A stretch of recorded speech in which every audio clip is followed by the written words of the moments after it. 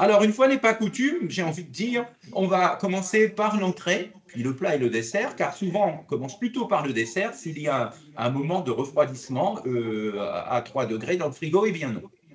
Alors aujourd'hui, nous démarrons par une patate douce avec un œuf, finalement un œuf au plat. L'ensemble va être cuit, on va le voir, ou au four ou au micro-ondes. J'explique.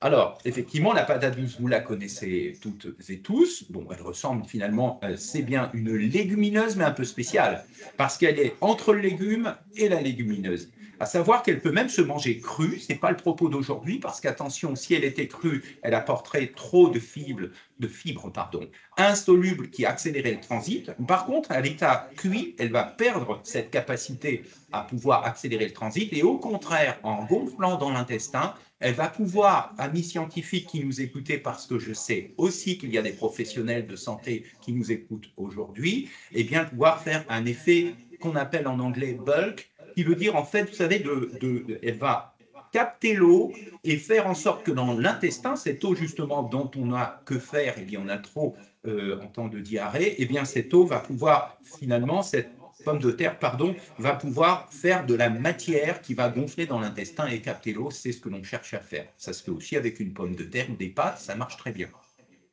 Alors, on va la cuisiner. J'en ai pris deux. On va la cuisiner au four et vous aurez compris, vous avez lu dans la recette, que quand elle sera cuite, ça va prendre un certain temps et on va faire autre chose pendant ce temps parce que le temps tourne. On viendra creuser avec une cuillère à soupe et un couteau de manière à faire une excavation et dans cette excavation, on mettra un œuf. Le tour est joué, un œuf entier. On va bénéficier des protéines du blanc d'œuf, mais il y en a aussi dans le jaune d'œuf, attention. Et cet œuf ne joue pas du tout sur le transit en plus ou en moins. C'est simplement la plus belle protéine qui puisse exister et un peu de lipides à l'intérieur, qui est ce que nous cherchons. Pourquoi? Parce que lorsqu'on est en traitement, quel que soit ce traitement, on est souvent, on a 70% de risque d'être dénutri. Donc il faut manger correctement et de bonnes protéines. Et donc, je propose aujourd'hui d'utiliser l'œuf qui n'a ni contre-indication ni de bénéfice véritable par rapport à la diarrhée, sauf que de pouvoir manger. D'accord? Alors attention, si l'œuf est un œuf frais, bien évidemment, parce que évidemment, on est déjà en phase d'une diarrhée, il ne s'agit pas cette fois-ci de créer de problème à cause d'un œuf, évidemment, dont la date serait dépassée. Donc, ce que je vais faire, regardez, j'ai face à moi plusieurs choses. J'ai ici un petit rack en alu, j'y ai déposé une feuille de papier pulvérisée et l'on pourrait, trois solutions possibles, déposer les pommes de terre ainsi, puisque là je cuisine pour 2 personnes aujourd'hui, et venir huiler avec une huile qui va résister à une forte température, en l'occurrence l'huile d'olive, surtout pas d'huile de colza ou autre huile de ce genre, qui en fait serait trop riche en acides gras très fragiles et qui brûlerait dans le four. Je prends un petit bout de papier pour pouvoir masser ma patate douce et je vais venir la piquer. Hop, j'ai une petite poubelle à portée de main. De quoi m'essuyer les mains tout le temps. On peut utiliser des gants si vous le souhaitez. Je vais venir piquer la pomme de terre avec un couteau, dans tous les cas. Pourquoi dans tous les cas? Parce qu'il y a peut-être une autre manière de faire que d'utiliser cette plaque qui va au four. Le four est préchauffé, 240 degrés, plus si vous voulez, mais attention quand même que cela ne brûle pas. D'ailleurs, si vous le souhaitez, si cela part au four comme ceci, pas de sel maintenant. Eh bien, vous pourriez couvrir avec un papier d'alu si vous le souhaitez. N'importe comment, en cours d'atelier, n'hésitez pas à aller retourner au four, voir ce qui se passe, éventuellement retourner la pomme de terre rapidement. Alors, une autre solution, c'est peut-être celle que je vais prendre. Regardez, je propose de mettre la pomme de terre, la patate douce, directement dans un ramequin. Bon, ce qui fait qu'au final, ça me permettra tout à l'heure de la retrouver comment dire, plus bloquée dans quelque chose pour la manipuler. Pourquoi? Parce qu'elle va être chaude, évidemment très chaude. Donc à ce moment-là, ça va m'intéresser de faire cette technique. Et puis il y aurait une autre technique, regardez, qui peut susciter l'étonnement chez certains, mais beaucoup moins chez moi depuis que les malades travaillent avec nous, à savoir qu'eux-mêmes m'ont proposé, oui Philippe, il faudrait utiliser un micro-ondes pour aller plus vite. Pourquoi pour aller plus vite? Parce qu'on est fatigué, on aimerait bien cuisiner plus rapidement. Ce n'est pas forcément le cas aujourd'hui, quoique, vous savez, une diarrhée fatigue. Hein, on est tous conscients. Au-delà de la fatigue générale induite par la maladie. Regardez, on la mettrait toujours avec l'huile d'olive, bien sûr, un petit filet d'eau au besoin, comme ceci. C'est pas au besoin, un petit peu, parce qu'on n'est quand même pas sur un légumineuse très hydraté. Et on viendrait, regarder, couvrir avec un film étirable qui ne va pas toucher l'aliment.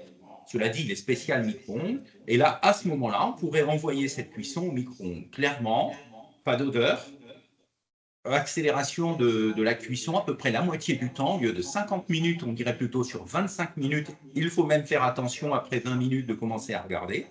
D'avoir bien piqué la pomme de terre éviterait qu'elle explose et qu'elle se casse. Alors, je vous laisse faire comme vous voulez. Nous avions prévu tous ensemble de mettre la pomme de terre au four. On peut continuer. Comment le four, on en aura besoin. Donc, en fait, allez, je mets mes 2 pommes de terre telles que je vous en avais parlé dans la préparation de cet atelier. Je vais donc enfourner. Je vais me retourner. Je rajoute un petit peu d'huile. J'estime que je n'en ai pas mis assez sur celle-ci. Voilà, ça va éviter un choc de température. L'huile va absorber la température et l'huile d'olive est bien étudiée pour ça. On y va.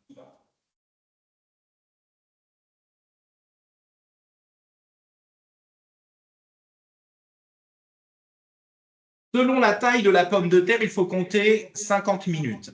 Je l'ai pris plutôt ronde, vous avez vu, de manière à pouvoir y loger un œuf à l'intérieur. Quand ce sera cuit, je ne mets même pas de timer, de chronomètre.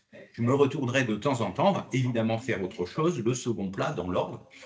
Quand ce sera cuit, on viendra faire donc un trou et on y mettra l'œuf. Alors attention, vous voyez, j'ai les œufs ici. Bon, les œufs se gardent ou au frais ou à température ambiante dans la maison. Il n'y a pas de souci avec ça au niveau sanitaire. Il ne faut jamais laver un œuf, hein, parce qu'on pourrait au contraire faire rentrer des micro-organismes à travers la coquille. Donc si on vient le laver, c'est qu'on l'utilise tout de suite. D'accord? On ne lave pas un œuf et ensuite le mettre au réfrigérateur. S'il y a une plume dessus parce que vous avez des œufs de poule chez vous, eh bien écoutez, c'est pas bien grave, vous le laissez dans la boîte. Et puis au moment de s'en servir, là, effectivement, vous pouvez le laver. Alors, ce que l'on fera, on prendra un petit récipient à côté de nous pour quand même regarder si cet œuf n'a pas de problème. Il suffira de le sentir. On verra ça tout à l'heure. Pour l'instant, vous voyez, je vais débarrasser tout ceci pour ne pas être encombré. Parce que voilà, je n'ai plus rien à faire à ce moment-là. Parce que tout à l'heure, comme vous l'avez vu dans la recette, il suffira de saler, poivrer. Je retire. Et il suffira aussi de mettre, parce qu'effectivement, notre spécialité à Unilassal, c'est la pharmacognosie, c'est-à-dire la science des principes actifs naturels issus des plantes, des épices, qui permettent, ces plantes aromatiques et épices, d'intervenir suffisamment, ni trop ni trop peu, vous disais-je tout à l'heure, sur des symptômes donnés.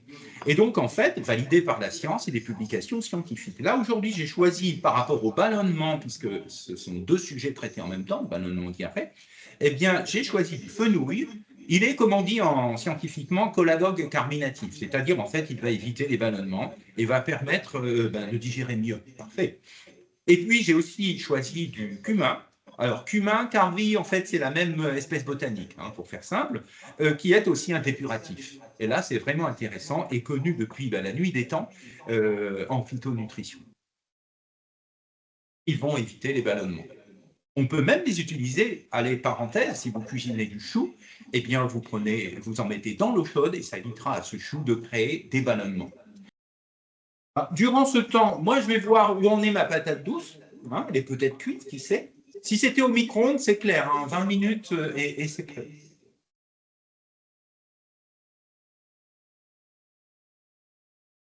Pour ce faire, je prends un petit couteau, j'amène une fourchette. On enfonce toujours une pointe uniquement, alors qu'une fourchette, c'est 4, pour voir s'il est bien. Alors, on va aller jusqu'à cœur pour savoir s'il est cuit à cœur, évidemment. Et de prendre, évidemment, de quoi vous protéger, parce que le four, c'est toujours le lieu de tous les dangers.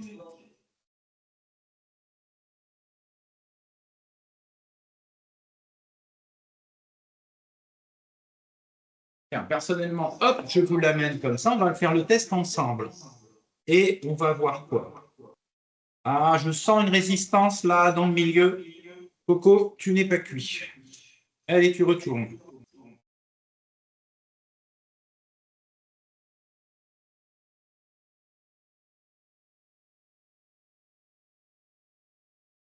Qu'à cela ne tienne.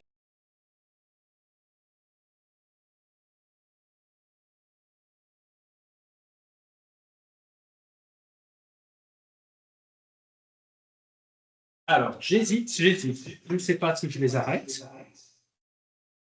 Parce qu'une est bien et l'autre un peu moins bien. Vous savez ce que l'on peut faire? Parce que moi, je ne peux pas vous regarder toutes et tous en même temps. Parce qu'un mari peut cuisiner pour sa chérie, n'est-ce pas? Même si c'est une problématique de dame, il ne faut pas qu'il gêne non plus de venir vous aider. Hein. Alors, ce que je vais faire, c'est prendre une cuillère propre et commencer à détourer.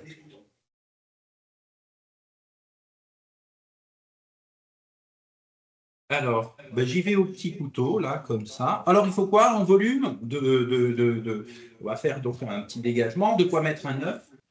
Voilà pourquoi j'ai choisi une patate douce plutôt ronde que quelque chose d'allongé. Bon, il sera arrivé quand même, vu qu'on va casser l'œuf. Mais allez, on va dire que ça fera plus joli, parce que le joli, c'est important. Hein. Ça donne vraiment envie, comme je disais en début d'atelier. Pareil, on a gardé la peau. La peau n'est pas un problème par rapport au transit aujourd'hui. D'accord? Maintenant, au moment de manger, si vous voulez la retirer, il n'y a pas de souci. Mais pour l'instant, il n'y a pas de souci de la laisser. Alors, donc, voilà, je vais dégager. Alors, ça peut être chaud, mais moi-même, j'y fais largement attention. Ah, c'est effectivement, je confirme, très très chaud. Ah, je vais venir ôter une partie. On pourrait ne pas acheter, on peut toujours regarder quelque part que je vais mettre ici. Hop, l'intérieur de la pomme de terre, d'accord? Et puis on refait, je ne sais pas, hein, s'il y a un autre plat le jour même ou le lendemain qui peut utiliser cette pomme de terre. C'est dommage enfin, cette pomme de terre, cette patate douce, ce serait dommage de jeter. Alors je fais très attention parce que oui, s'il y a bien un petit risque à ce moment-là, c'est tout simplement de se brûler. Et c'est franchement très chaud. Voilà. Alors je vais mettre d'un couteau d'office, d'un petit couteau pointu, tant qu'à faire. J'ai encore une toute petite fermeté, je ne vous le cache pas. On aurait pu attendre un tout petit peu encore, mais tout dépend de la taille hein, de votre pomme de terre, bien évidemment. Et peut-être si vous avez mis un four à quoi alors souvent les fours domestiques sont 240.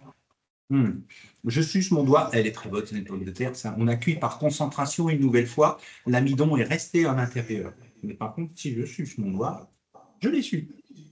Allez, je continue.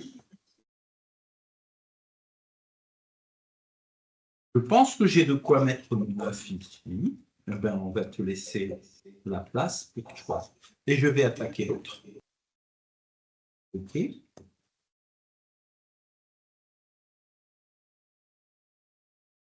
Il me paraît plus cuite.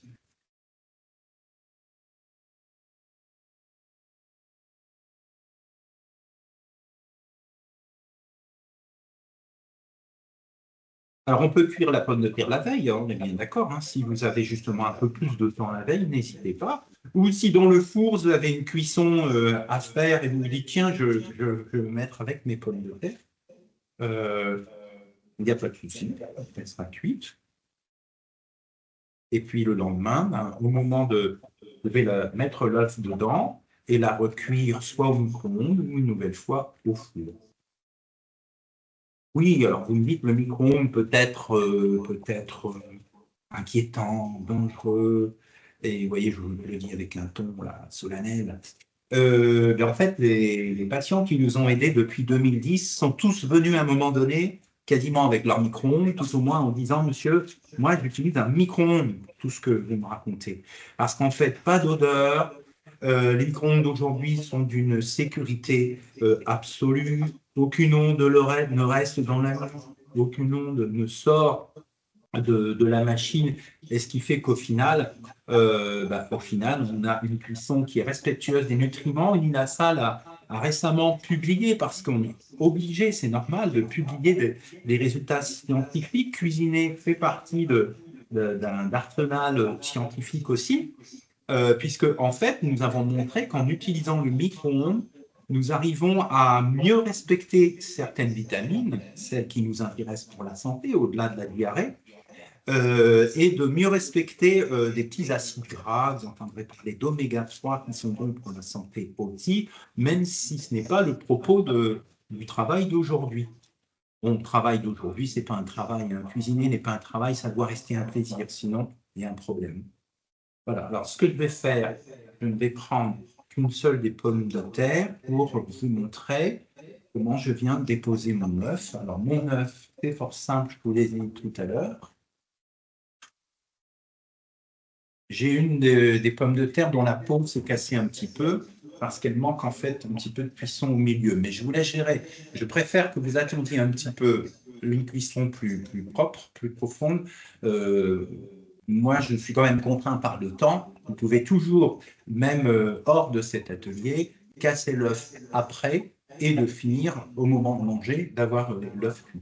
Alors, un œuf, on ne le casse pas sur le bord du saladier. Hein. On le casse à côté, d'accord? Sur la table, ce que vous voulez, sans en mettre partout. Là, je n'ai pas à le clarifier, c'est-à-dire que je vais clarifier, c'est-à-dire séparer le jaune du blanc. Je vais tout simplement, hop, le faire descendre dans mon saladier. L'idée, c'est simplement de le sentir et de s'apercevoir qu'aucune odeur ne ressort. Alors, ce que je vais faire, tenez, je vais reprendre mon petit ramequin de tout à l'heure. Je vais reprendre ma pomme de terre et finalement, regardez, on est dans le plat de service final. Alors, ce qu'on va essayer de faire avec une cuillère propre,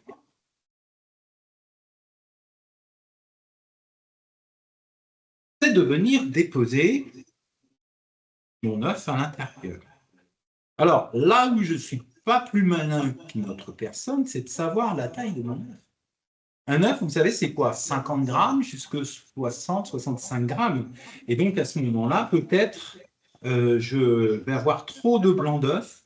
Et donc, je ne vais pas jeter en un seul coup mon œuf dans la pomme de terre. J'y vais doucement. Bien pour ça, je vous disais que de prendre votre temps et que si d'aventure, donc, vous sentez que la pomme de terre, la patate douce n'est pas cuite, eh bien, continuez de la cuire de manière à ce qu'au final, vous puissiez générer un trou suffisamment grand pour votre œuf. Il n'y a pas mieux que vous qui puissiez voir la taille des choses. Pour ma part, c'en est fait. Vous remettez l'ensemble au four, allez, 10 minutes. Allez, c'est parti. Ou bien au micro-ondes. Alors là, c'est à vue de nez, si je puis dire. Le micro-ondes a cet avantage que l'on peut mettre 1 minute et dès qu'on ouvre et qu'on voit que l'œuf est cuit, l'œuf va blanchir, vous êtes bien d'accord? L'amidon, c'est ça, bien sûr. L'albumine du blanc d'œuf va devenir blanc et c'est le témoin de sa cuisson. Le jaune, lui, va simplement chauffer. Et les lipides et les quelques protéines à l'intérieur du jaune d'œuf vont aussi coaguler. Allez, on va remettre au four. Allez, je tente le four.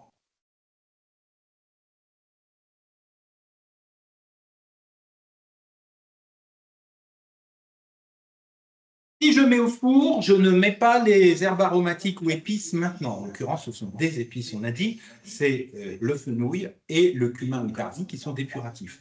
On ne mettra qu'à la fin. Oui, parce que le four peut éventuellement faire roussir les graines, ce serait dommage. Là, on perdrait leur principe actif, ce qui n'arriverait pas avec le micro-ondes. OK. Donc ça, ce sera pour tout à l'heure. Là, pour le coup, on rectifiera un petit peu. Ah, avant de mettre l'œuf dans la pomme de terre, ne faites pas ce que j'ai fait. Mettez un petit peu de sel et on en remettra au-dessus dans tous les cas, puisque la pomme de terre reste finalement sous-salée. Mais vous verrez, elle est spectaculaire parce qu'elle a ce goût sucré-salé qui n'est pas inintéressant du tout et qui ne mérite pas que l'on sale trop fort non plus. Franchement, c'est un produit extrêmement intéressant. Alors, on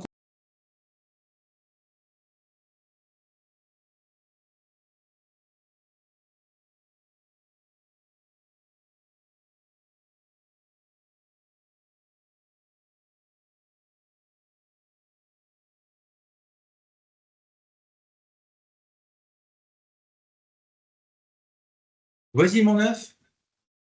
Il est dans sa pomme de terre. Il est prêt à manger. On peut le laisser comme ça un instant. Et puis le mettre aussi à réchauffer plus tard. Mon idée, c'est de le manger minute. Hein. Comme on dit, ça, c'est plutôt un repas minute, aujourd'hui en tout cas, pour cette entrée de pommes de terre avec son œuf au plat à l'intérieur.